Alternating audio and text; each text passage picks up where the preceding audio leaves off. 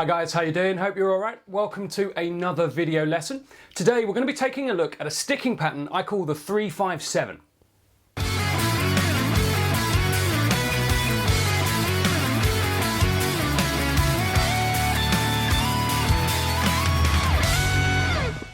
So what's the 3-5-7?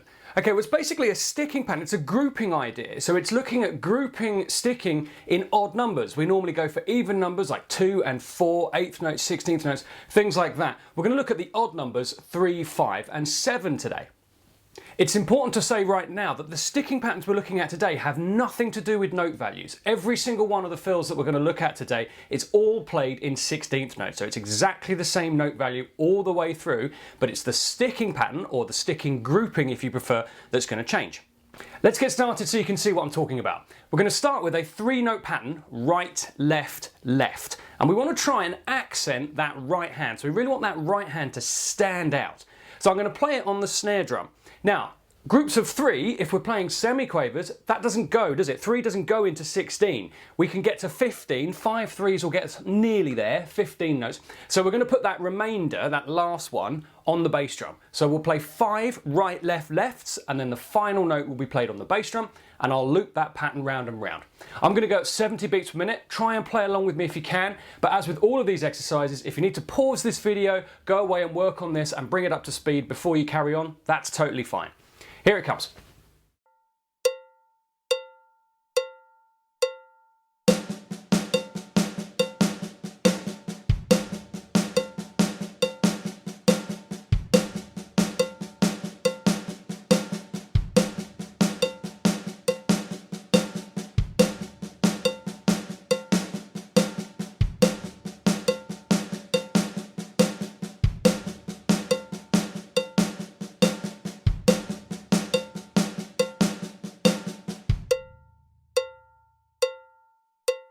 So now I'm going to orchestrate that. I'm only going to move the right hand for the orchestrations that I'm going to play today. I want you to try these orchestrations first, but feel free to experiment later down the line with moving your left hand as well. Lefties, I apologise now whilst I remember, reverse all the stickings that I mentioned in these videos. You should know this by now. I'm a right-handed drummer. I'm biased. I'm sorry. I apologise. So for you guys, this is left, right, right. And reverse all the stickings if I forget to mention it throughout the rest of the video. Apologies again to lefties, I'm sorry. It's a right-handed world, we need to fix that injustice. Okay, so back to my orchestration. Sorry, I got carried away there. I'm gonna go round the kit. Now I've only got 4 drums to play with here. I've got my snare drum, tom 1, tom 2, tom 3, and I've got 5 groups of 3. So I'm gonna go back to the snare drum. So the pattern's gonna go snare, 1, 2, 3, back to the snare drum, bass drum to finish off. Here we go.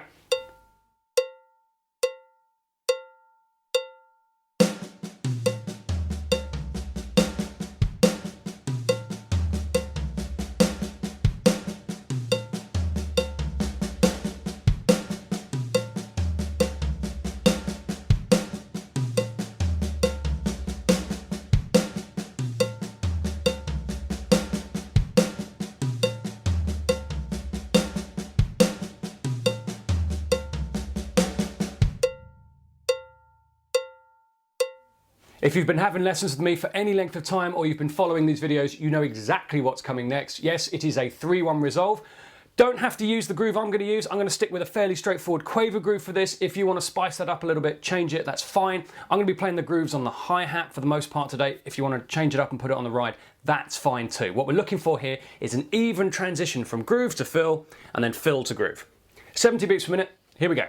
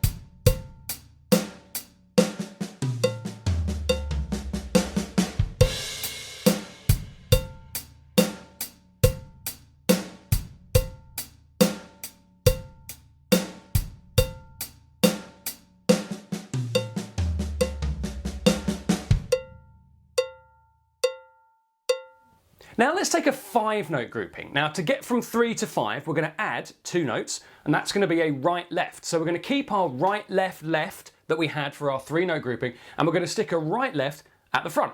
So we're going to have right-left, right-left-left. And I really want you again to pop that right hand, really make the right hand stand out, accent those 2 notes. So right-left, right-left-left. I'm going to play it on the snare drum again at 70 beats per minute. Now, as with the 3s, 5 doesn't go into 16 nice and neatly. You only get 3 5s. It's the reverse of what we did with the 3s. So that remainder 1, back down on the bass drum again. Here we go.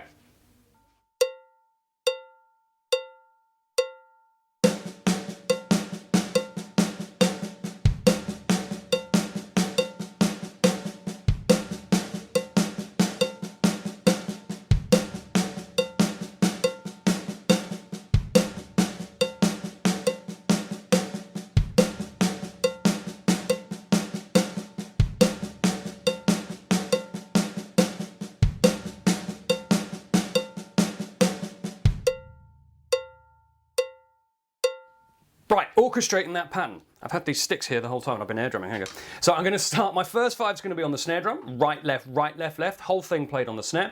Then I'm going to come up to tom 1 and tom 2. Right, left, left. So using the top 2 toms here. And then I'm going to stay on tom 2. Right, left, down to tom 3. Right, left. So I'm using all of the kit. I'm overlapping a little bit as I go round. And that remainder 1 back down on the bass drum. Here's what it sounds like.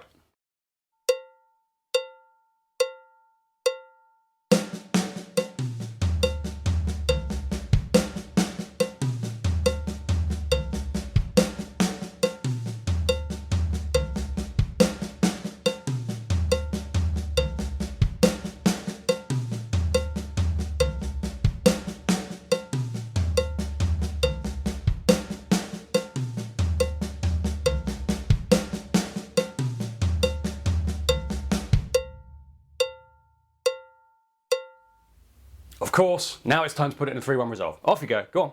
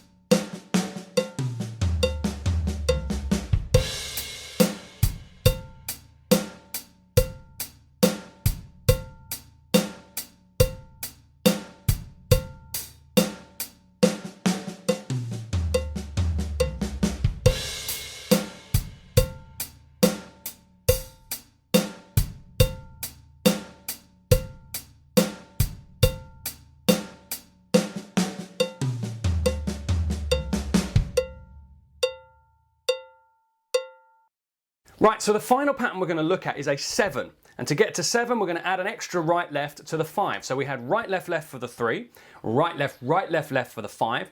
Now we're going to have right left for our 7. And we're really going to try and make those right hands stand out, really accent that right hand again. Right left. Now 7 only goes into 16 twice, and you have 2 left over this time. So we've been putting our remainders on the bass drum so far. We could do that again for this one. It would be a bit of a problem when we're playing it in a resolve though. We'd have 2 bass drums at the end of the fill and then another bass drum straight away in the groove. It's a great exercise for improving your single pedal technique, but it is very tricky to get triple bass drums nice and even with 1 foot. For all of you double bass drum players out there, or people rocking a double pedal on your setups, go for it. Try this pattern on the ride and try and put the remainder 2 on the bass drum and play it as a single stroke pattern. So you'd be going right, left, and then right on beat 1. These patterns are not set in stone. Feel free to tweak them and adapt them. I'm a 1 bass drum setup today, so I'm going to go for my remainder 2 on the snare drum. So I'm going to go right, left, right, left, right, left, right, left, right, left for my last 2 notes. And I'm going to accent both of those as well. So it's going to be a nice big fat right, left at the end, and then come straight back around to the pattern. So no bass drum in this one at all. Here we go.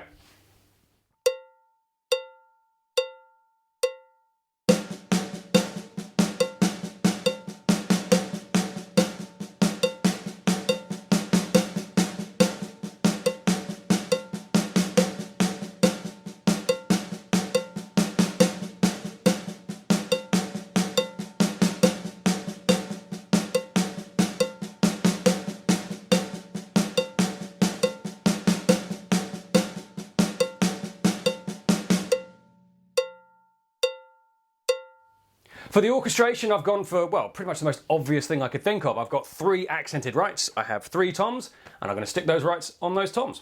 Here we go.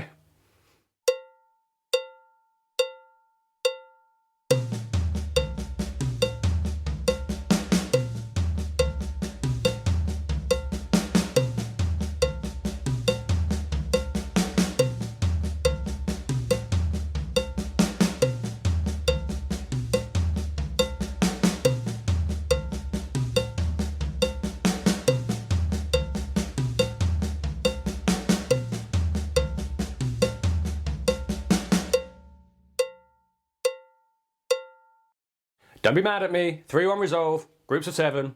Here we go.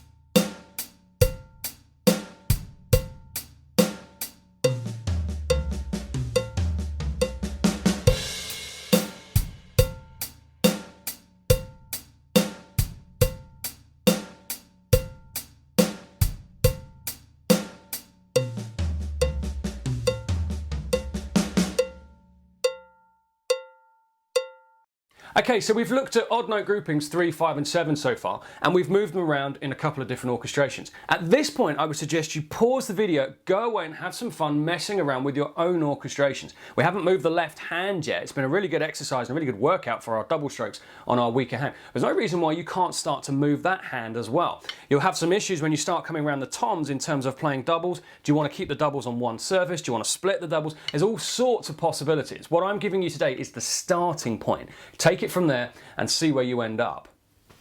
Now that you're comfortable orchestrating 3, 5s and 7s and moving them around a drum kit, let's have a look at what happens when we start to stick some of those groups together. We know that the magic number is 16. We're playing semiquavers, 16th notes, so there are 16 of them in a bar. So as long as we have that many notes, it doesn't matter how we get there. So 5 3s and a spare, 3 5s and a spare, 2 7s and 2 spare. That's how we've been doing it so far today, and that's fine. Well, what happens if you start to combine these groupings together? Well, I'm going to go 3, that gives me 3, 5, up to 8 now. Then I'm going to put the 7 in. Okay, I'm at 15. Remainder 1 back on the bass drum.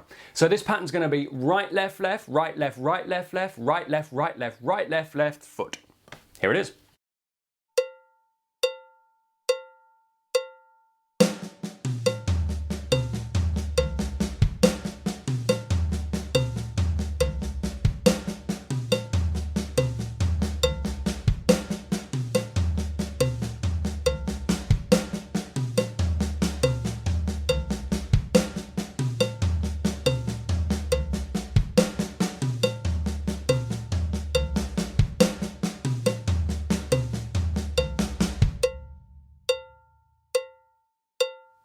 And let's round it off with a 3-1 resolve. Why wouldn't we do that?